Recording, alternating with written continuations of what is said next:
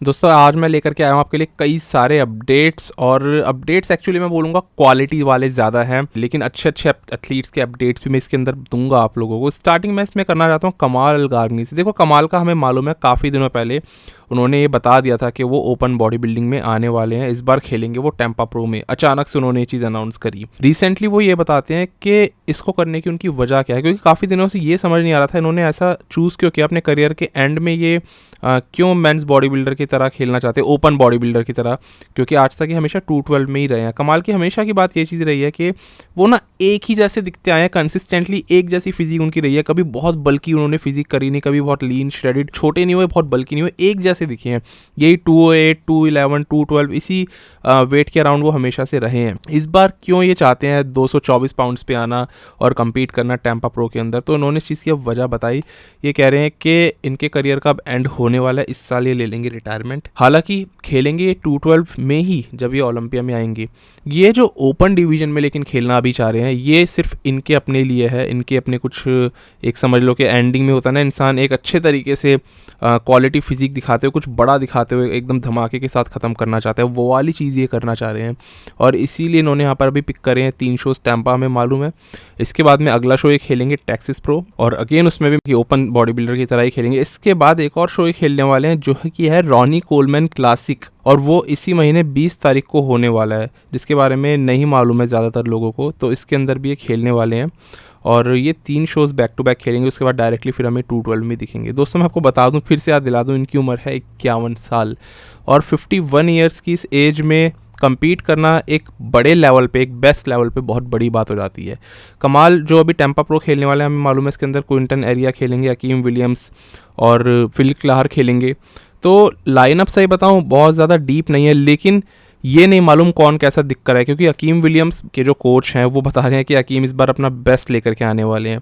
सही बताऊं बहुत ज़्यादा मुझे उम्मीद है यहाँ पर क्विंटन एरिया से, जिन्होंने कि सही में इतने तगड़े इंप्रूवमेंट्स करे हैं ना, क्योंकि अभी अगला अपडेट मैं उन्हीं का ही आपको देने वाला हूँ। सीधी सीधी बात करूँ, कमाल के साथ में जो सबसे बड़ी प्रॉब्लम आएगी वो आएगी उनके लेग्स, जो कि एक जो आउटर स्वीप है ना उनका बिल्कुल एक फुलनेस लैक करता है। अच्छी खासी उनके आउटर स्वीप में जो फुलनेस की कमी है ना वो मालूम पड़ती है, और वही लेग्स जो है वो 212 में हमें वीक लगते हैं। तो सोचो ओपन बॉडी बिल्डर्स के बीच में वो चीज़ और ज़्यादा आपको लगने वाली, स्पेशली अगर वो अकीम विलियम्स के साथ में आके खड़े हो गए ना, या फिल क्लार भी हैं, तो कमाल के लेग्स सबसे पहले आदमी कहेगा यार ये चीज़ सबसे ज़्यादा एक इनकी वीकनेस है।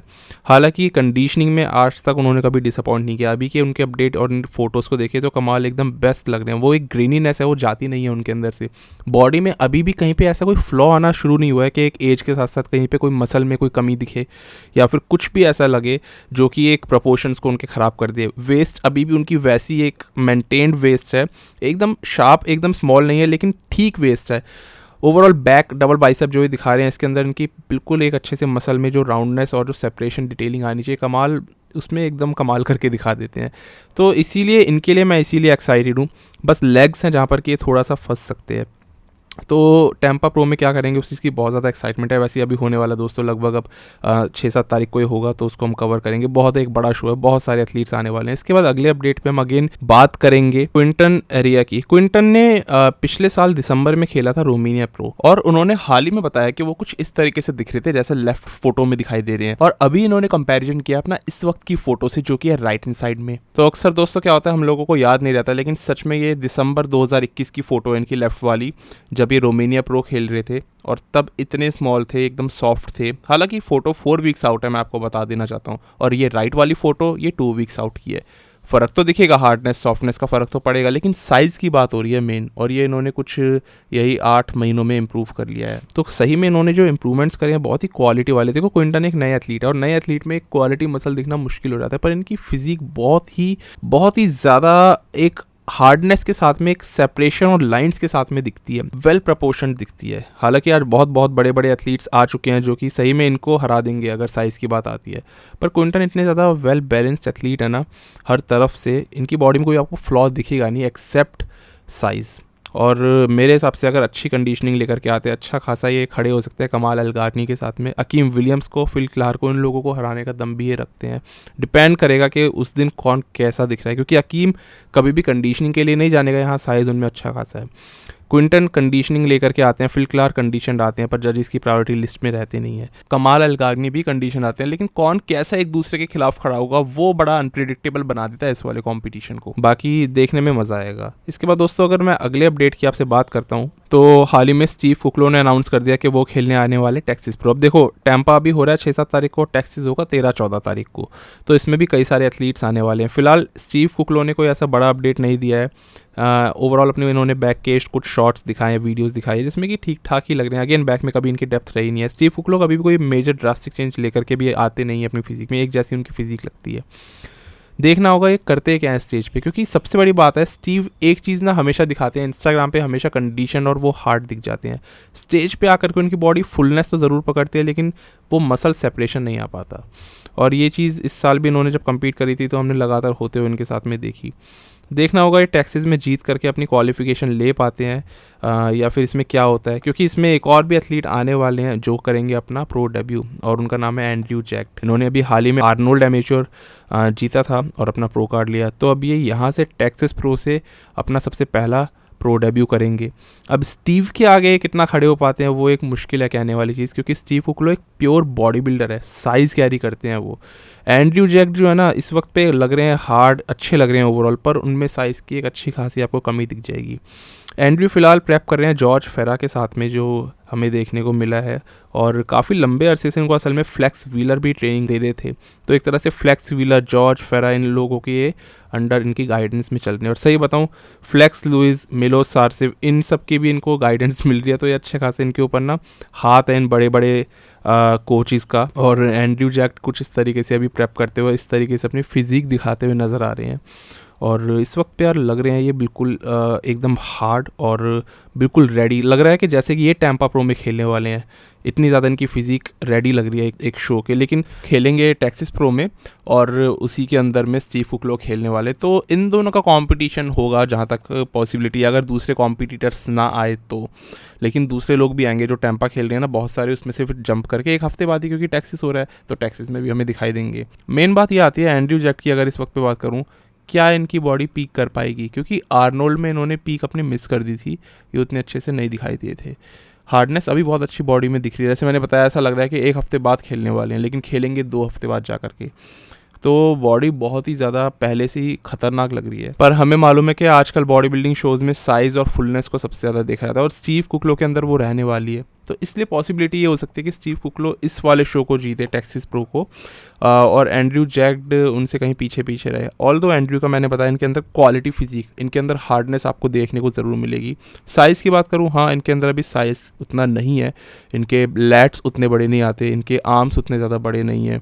ओवरऑल प्रॉब्लम क्या है ना एंड्रयू के साथ में, वो भी ये चीज़ बोलते हैं कि 6 फीट 2 इंच होने के कारण उनकी हाइट, उनको मुश्किल है अपने फ्रेम को भरने में, इतने बड़े फ्रेम को भरने में टाइम चला जाता है, तो इसीलिए अभी रेडी होते जा रहे हैं धीरे धीरे करके। लेकिन देखते हैं प्रो डेब्यू में अच्छा ही करें, मेरे हिसाब से काफ़ी सही इस बार दिखने वाले हैं। मैं एक्चुअली में इनके लिए एक्साइटेड हूँ कि ये अच्छा करेंगे। बाकी स्टीव कुकलो की हम लोग बात कर रहे थे, वो ऐसे ही दिखने वाले हैं मोस्ट प्रोबेबली, क्योंकि उनकी हमेशा से एक रिकॉर्ड इसी तरीके से रहा है कि वो एक जैसे से ही दिखते आए हैं।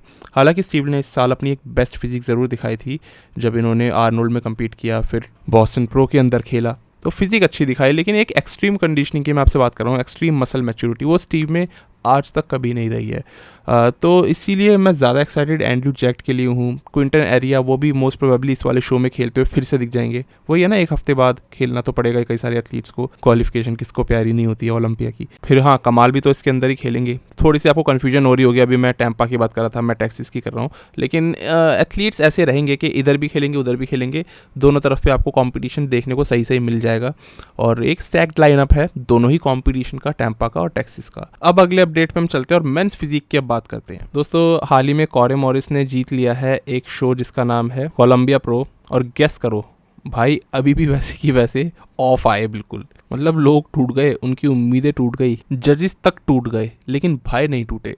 मतलब ऑफ सीजन कंडीशनिंग के साथ में भी किस तरीके से शो को जीता जाता है, ये बात कॉरे ने प्रूव कर दी। सीधी सी बात करूं, ये डिपेंड करता है लाइनअप पे कि इनके साथ वाले एथलीट्स कैसे थे, पर कॉरे आज तक 2 साल हो गए बात करते हुए इनके ऊपर, आज तक भी ये कभी क्रिस्प कंडीशनिंग लेकर के नहीं आते, कंडीशन नहीं आएंगे चाहे दुनिया से लड़ना पड़ जाए। अब पिछले साल इनकी 15वीं पोजीशन आई थी ओलंपिया में। जेनेटिक्स ऐसे है इस एथलीट के कि अगर ये कंडीशन आ जाए ना, क्रिस्पीनेस लेकर के आ जाए, तो फर्स्ट आ जाए ओलंपिया में।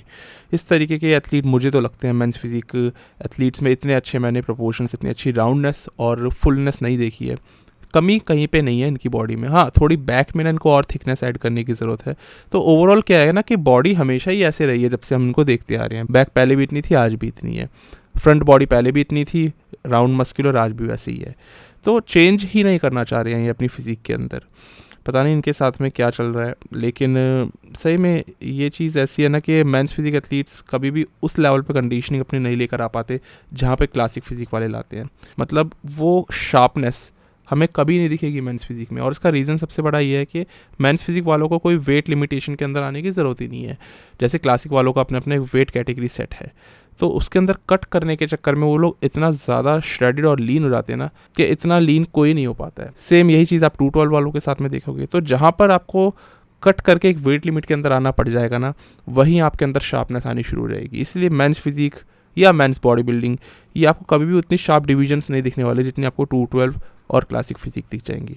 तो फिलहाल मेंस फिजिक एथलीट्स इसीलिए आजकल हम देखते हैं बहुत ज़्यादा स्ट्रगल कर जाते हैं स्टेज पर जब कंडीशनिंग दिखाने की बारी आती है। For example Andre Ferguson, Raymond Edwards और ब्रेंडन हेनरिक्सन भी कोई ऐसे फिनोमिनल कंडीशनिंग में ओलंपिया नहीं जीतते हैं। तो इसीलिए मैंने ये वाली बात आपके आगे रखी। यहाँ पर हम जैसे कि कॉरे मॉरिस की बात कर रहे थे, कॉरे को इसीलिए कोई टेंशन नहीं है बहुत ज़्यादा लीन आने की, क्योंकि कोई वेट लिमिट उनके ऊपर बंदी नहीं हुई है। सही बताऊँ, बिग रैमी वाला हाल है इनका। ये बड़े होने के लिए आजकल मेंस फिजिक एथलीट्स ना क्वालिटी लूज़ करते जा रहे हैं। इस डिवीजन में अब ये प्रॉब्लम आनी शुरू हो चुकी है। यही एक वेट लिमिट आप बांध दो कि हाँ भाई 6 का एथलीट है मेंस फिजिक वाला, वो 200 पाउंड से ऊपर नहीं जा सकता, या फिर कोई भी एक ऐसी पर्टिकुलर लिमिट सेट कर दी जाए। यही एथलीट जो कॉरे मॉरिस की हम बात करें, आपको शार्प भी दिखने लग जाएंगे, और क्योंकि अगर शार्प आएंगे तो बॉडी और बड़ी भी दिखने लगेगी आपको। वो होगी क्वालिटी एनहेंसमेंट एक डिवीजन के अंदर, जो अभी एनपीसी तो उठाने के लिए तैयार नहीं है। देखते हैं क्या होता है। फिलहाल तो कॉरे क्वालिफाई कर चुके हैं ओलंपिया में, पिछली बार 15th आई थी पोजीशन। देखते हैं इस बार टॉप 10 के अंदर प्लेस होते हैं कि नहीं। सही बताऊं, मैं तो चाहूँगा टॉप 5 के अंदर प्लेस हो। इतने तगड़े जेनेटिक्स हैं, तो ऐसे एथलीट से उम्मीदें बिल्कुल रखने का मन करता है। पर पिछला ट्रैक रिकॉर्ड देखते हुए अभी मैं इनसे कोई उम्मीद नहीं लगा रहा हूँ। आप लोग बताओ, आप इनके लिए एक्साइटेड हो? अगले हमारे सबसे फेवरेट एथलीट आते हैं आंड्रे फर्ग्यूसन। तो हमें मालूम है आंड्रे खेलने वाले टैम्पा प्रो, और इस वक्त पे कुछ ऐसे दिखाई दे रहे हैं। सही बताऊं, आंड्रे की बॉडी में हार्डनेस हमेशा रहती है, पर कोई मेजर ड्रास्टिक इंप्रूवमेंट आपको दिखे वो नहीं हो सकता। कोई ऐसा साइज़ इंप्रूवमेंट बहुत ज़्यादा नहीं दिखेगा। कुछ टाइम पहले उन्होंने फ़ोटोज़ डाली थी जिसमें कि काफ़ी बड़े लग रहे थे, और तब भी यही वाली बात थी कि हाँ इन्होंने वर्कआउट के बाद में वो फ़ोटोज़ दी थी जिसकी वजह से इनकी चेस्ट काफ़ी पम्प्ड लग रही थी, शोल्डर्स काफ़ी बड़े लग रहे थे। लेकिन स्टेज पे आंड्रे क्या करते हैं, क्योंकि कुछ टाइम से ये प्रॉब्लम इनके साथ आ रही है कि अब ये पीक भी नहीं कर पा रहे ठीक से, और प्रो शोज़ भी अब ये उस डोमिनेशन के साथ नहीं जीत पा रहे हैं जैसे पहले जीतते थे ना, एक वन साइडेड तरीके से। और इस वक्त पे इनकी फिजिक इस तरीके से दिख रही है, काफ़ी ड्राई लग रहे हैं, बॉडी एज एक्सपेक्टेड इनकी जाती जा रही है। देखते हैं क्या ये बिल्कुल एकदम क्रिस्प कंडीशनिंग ला पाते हैं, क्योंकि ओवरऑल आंड्रे एक अच्छी फिजिक दिखा रहे हैं। अगेन कोई ड्रास्टिक चेंज नहीं दिखा रहे हैं, लेकिन बिल्कुल ऑन पॉइंट चलते हुए ज़रूर नज़र आ रहे हैं। फिलहाल दोस्तों, अब हम अगर अपने अगले अपडेट की ओर बढ़े, तो इंडियन बॉडी बिल्डिंग के ऊपर आप में से कई लोग बोल रहे हैं कि इंडियन एथलीट्स के ऊपर मैं बिल्कुल अभी अपडेट नहीं दे रहा हूँ। तो सही बताऊँ आपको, मैं सीधी बात बताऊँ, अभी ना कोई भी बॉडी बिल्डर या men's physique athlete, majorly men's physique athlete हमारे compete करते हुए आपको नहीं दिखाई देंगे, या बहुत कम दिखाई देंगे कि कहीं बाहर जा कर के खेले, क्योंकि ज़्यादातर लोगों की अभी निगाह आ रही है वो जो शेरू क्लासिक होने वाला है ना, प्रो शो जो होने वाला है, जो अक्टूबर के टाइम पे होगा, सभी लोग उसके अंदर खेलने वाले हैं। आप ये मान के चलो, ऊपर से इनवाइट भेजे जा रहे हैं इन सब एथलीट्स को, जो कि अच्छी बात है, ताकि सारे एक मतलब कॉम्पैक्ट हो जाए और सारे हमारे इंडियन एथलीट्स एक ही शो में दिख जाएँ, जिसमें कि इन्होंने अली बिलाल को भी बुलाया है। तो सारे एथलीट्स का जहाँ तक है इंडिया में ही रह करके खेलने का प्लान है, ना कि अब बाहर जाएं फिर वापस से खेल करके आ जाएं। जीतना बहुत ही मुश्किल है, तो इंडिया में रहते हुए जीतना आसान है। फिर भी देखते हैं। वैसे अली बिलाल है ना, तो काफ़ी मेरे हिसाब से एक टफ चैलेंज मिलेगा सारे इंडियन एथलीट्स को, क्योंकि वो डोमिनेट करेंगे शो को। बाकी तो ऐसा मुझे नहीं लग रहा कि कोई भी आपको मेजर अपडेट मैं दे पाऊँ किसी भी एथलीट के। इनफैक्ट अरविंद स्पार्कटस भी जो है अभी वो भी नहीं खेलने वाले हैं, कुछ समय बाद ही वो भी खेलेंगे।